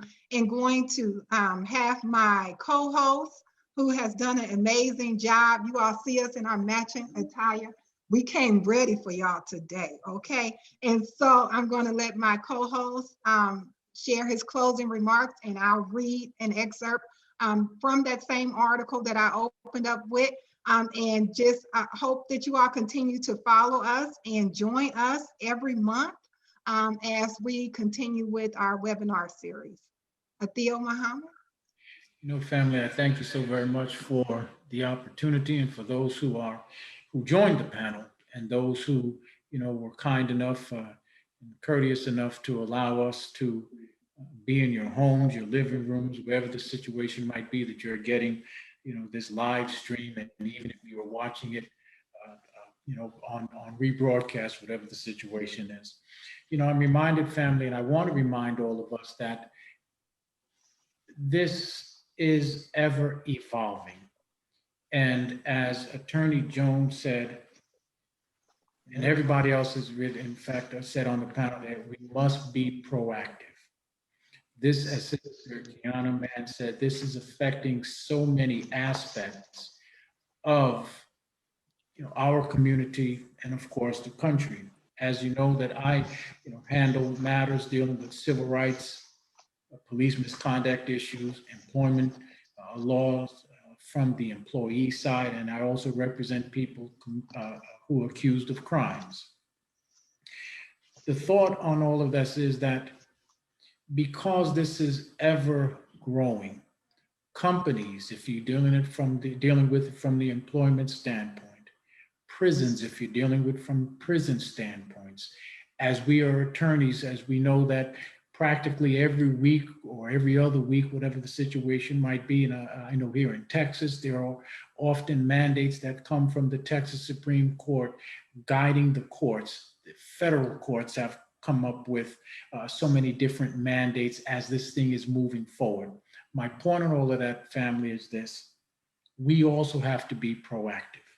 So for instance, if you're an employee, even though these vaccines have not become mandatory, make no mistake about that the employers are putting together their policies. So we need to be proactive. If we're going to suggest that we, you know, don't want to take the vaccine based on a religious belief or religious reason, have it already to be argued. If you're going to talk about, you know, the vaccine and not wanting to take it, relying on the Americans with Disabilities Act, contact an attorney, know what it is that you need to do before your company makes it mandatory. In other words, we're playing chess. This is not checkers, this is chess. We need to be proactive. I can be reached on my direct line if somebody wants to reach out to me, 713-807-8167. Our general office telephone number is 713-589-6404. And my website, if somebody wanted to look at my website to ascertain my passion for representation, is www.yoursearchforjustice.com. That's www.yoursearch4justice.com. And we're looking forward to our next panel discussion next month at the call of Sister Qiana, who is just doing a tremendous job. But before we finish, I just wanted to ask Sister Qiana something in her closing remarks, something that I remembered from law school when you're dealing with family law issues, this thought of the best interest of the child. And as we were talking about, as Brother Arif mentioned earlier in the conversation, the law that was tried to be passed by the DC Council that youngsters would not, somebody after the age 11, you did not have to get parental consent or those children did not have to have parental consent in order to have themselves being inoculated. If a scenario like that had come down here, Sister Qiana, here meaning in the state of Texas, would there be any legal recourse that somebody could have, or even would the courts use that thing of, that law may be all right based on the best interest of the child? Is there any, thought to that? Well, you see, he don't want to stop. He want to keep going. As far as the best interest of the child, there's a case law. We get that term from a case, and we call them the Holly factors. And there are factors that are listed that determine, what does that mean legally? What are we looking at? What are we evaluating as far as the best interest of the child? And that's a whole nother webinar. As far as that question is concerned, but a very important question. And if that does, come up here in Texas, that would be the guidelines that we would use and look at the case from that particular stance. And as far as the family code, that's from, the Texas legislator, and there are guidelines as far as, rights and duties of parents. And people, are wondering, and it really even doesn't sometimes come to mind until you're involved in a family lawsuit, a suit affecting a parent-child relationship, a custody dispute, or something like that, that there are actually legal rights and duties of a parent, and they are written down and they're provided on paper, and sometimes they're granted to you or taken away from you by the legislator. So we want to, of course, address all of those things with looking at the law of the state in which we're in, because that will be what determines, the outcome of something of that sort. But that's a good one to come back on and to have another webinar concerning. And so I wanted to end with this, and it is from, again, that article by our strong sister and advocate who has really brought light and awareness on this topic based from a spiritual basis and also a legal background, because she is a minister and an attorney, just like our brother here, our dear General Counsel, Brother Abdul Arif Muhammad, who has brought so much insight to us today. But this is from the article titled "The COVID-19 Vaccine and the U.S. Policy of Depopulation," published on December the 8th of 2020, that was written from and by our dear sister, Dr. Minister Ava Muhammad. And I'm going to end with this, and you can find me, as you're looking at me now, via Facebook, on my Facebook page. And also we are on Instagram as Manns Law Office, and my website is manslawoffices.com. And I'm on Twitter. I think I'm everywhere, really, thanks to Brother Qiana, who is kind of working this whole thing out for me and who has pushed me into the technology age. I think I'm on Twitter and all of your platforms, and we will have them in your chat. So you can find me. My number is 713-589-6404. And you can give me a call, and I am available also via email at Qiana, QIANAM, @att.net. And look forward to continue to serve you and to bring more information and experts like you've seen today. But to close out for today, I wanted to read this excerpt from the article, and go read the article in its entirety. But it says, "I ask our professional class not to allow themselves to be used to lead our people to slaughter. Look and listen to the Honorable Minister Louis Farrakhan. His words from a message entitled, 'We are overcomers, we are the overcomers,' are invaluable in this hour. Allah sends us warnings and warners. In the warning, there is not only an implied threat, there is an actual threat. Allah God says, if you don't do such and such, this is what is going to happen. That's God coming at you. Satan comes differently. There's no threat. He just drops a suggestion of a benefit if you go his way. He comes right up in the nature of your own desires, and he will offer you whatever you want if you come his way. That is a formidable enemy. Finally, recently, the minister stated in reference to the mRNA vaccine, quote, "These are wicked scientists interfering with who and what we are in opposition to our coming back into rulership. This is a satanic mind. They seek to make us other than ourselves in a permanent way." So I hope you all enjoy this webinar, Know Your Rights in a Global Pandemic. And I hope to see you all back here next month. Thank you all. I appreciate you joining us today.